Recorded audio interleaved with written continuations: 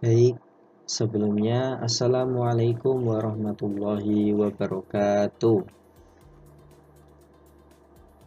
Perkenalkan, nama saya Yudo Eka Gangga.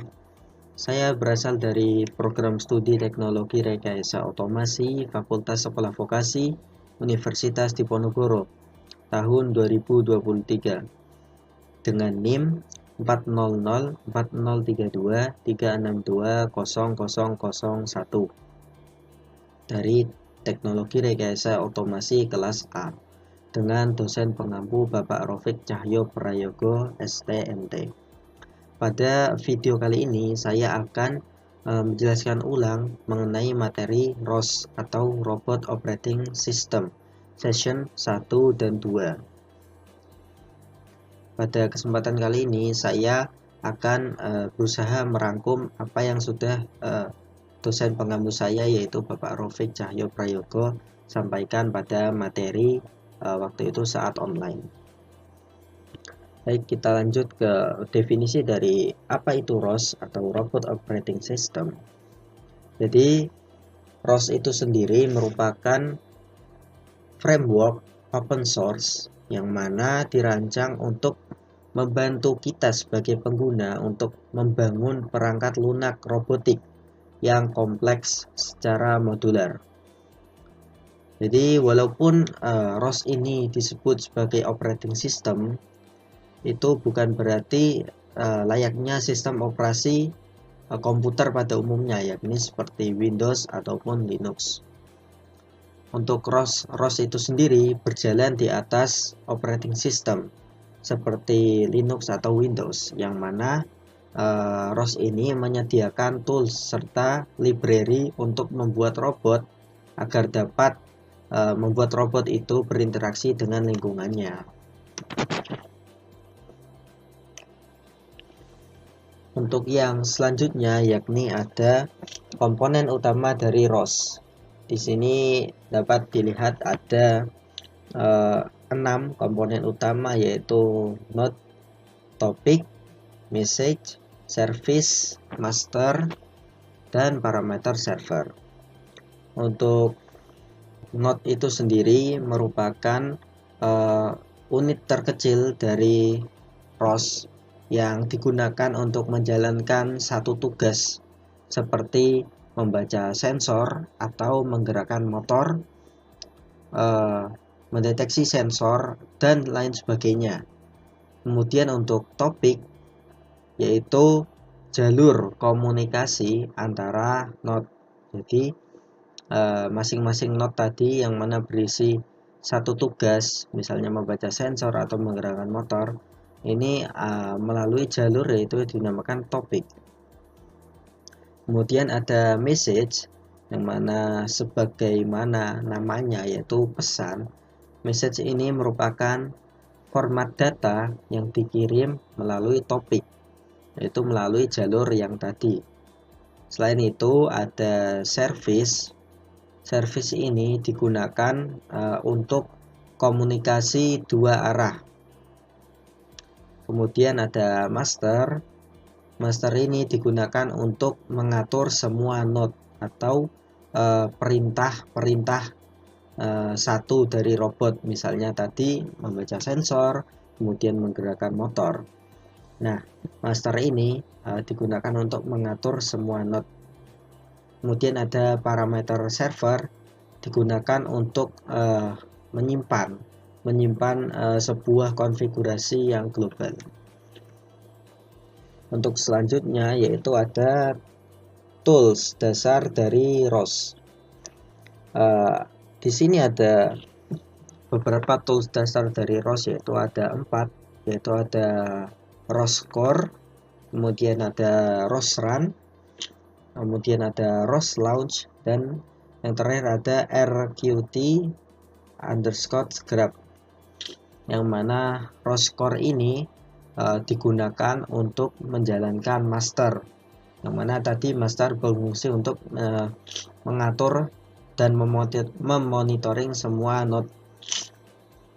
Kemudian ada ROS Run, digunakan untuk menjalankan satu node saja, yang mana ROS Run ini menjalankan satu node, misalnya mengaktifkan sensor, ya ROS run ini menjalankan perintah tersebut.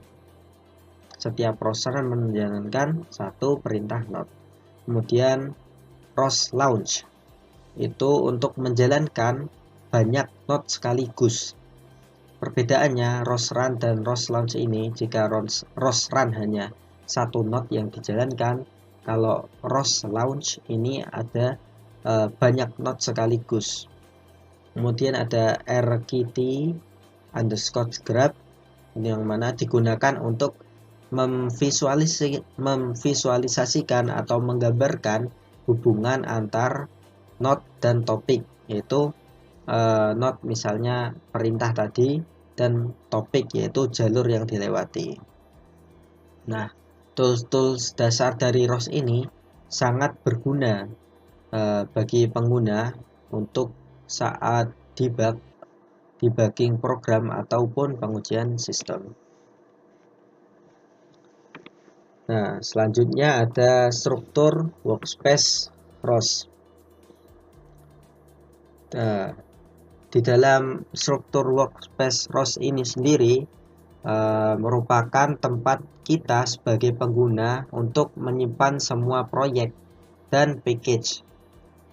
Biasanya untuk namanya itu dinamai dengan catkin_ws. Nah, di dalam folder ini, catkin_ws ini, terdapat folder src untuk kode sumber, kemudian ada build untuk kompilasi, dan devel untuk hasil pembangunan atau build yang tadi. Nah, sebelum kita memulai, kita harus menjalankan perintah catkin underscore make dan source devel atau setup base untuk mengaktifkan environment-nya. Nah, kemudian yang selanjutnya yaitu ada package ROS atau package robot operating system, yang mana package ini merupakan modul di dalam robot operating system yang berisikan file kode, konfigurasi, dan informasi dependensi. Yang mana fungsi dari package ini yaitu agar memudahkan kita sebagai pengguna untuk menggunakan perintah catkin underscore create underscore pkg di terminal. Nah, kemudian sebelum untuk membuat package ini, kita harus menggunakan perintah, yaitu di sini seperti tertulis di sini, yaitu std underscore msgs rosp roscpp. Yang mana fungsi dari paket ini yaitu agar sistem dari ROS itu tahu library apa yang dibutuhkan oleh package tersebut. Untuk selanjutnya yaitu ada pemrograman dasar di ROS, Robot Operating System, yang mana di dalam ROS ini kita bisa membuat node atau perintah satu perintah tadi, yaitu menggunakan bahasa Python. Contoh sederhananya adalah node publisher seperti ini, bisa dilihat, yaitu jika dibaca yaitu pub sama dengan rosp publisher. Nah, Jupyter ini untuk mendeklarasikan pub ini. Kemudian ada rosp init node, kemudian ada perintah while di sini. Nah, kemudian kita msg atau message sama dengan hello ROS, yang mana hasil dari kode ini atau program ini yaitu kita menampilkan hello ROS. Baik, untuk penutupnya yaitu kesimpulannya, dengan ROS pengembangan sistem robotik menjadi lebih modular, kemudian lebih fleksibel dan mudah untuk diuji. Jadi kita bisa memisahkan fungsi ke dalam node-node kecil dan saling dihubungkan melalui topik ataupun service. Baik, mungkin cukup sekian penjelasan dari saya mengenai ROS atau Robot Operating System Season 1 dan 2 ini. Kurang dan lebihnya ataupun jika ada kekurangan, mungkin bisa teman-teman bantu di kolom komentar, ataupun ada kata-kata yang kurang jelas, evaluasi apapun, insya Allah saya menerima masukan dari teman-teman semua. Baik, sekian. Wassalamualaikum warahmatullahi wabarakatuh.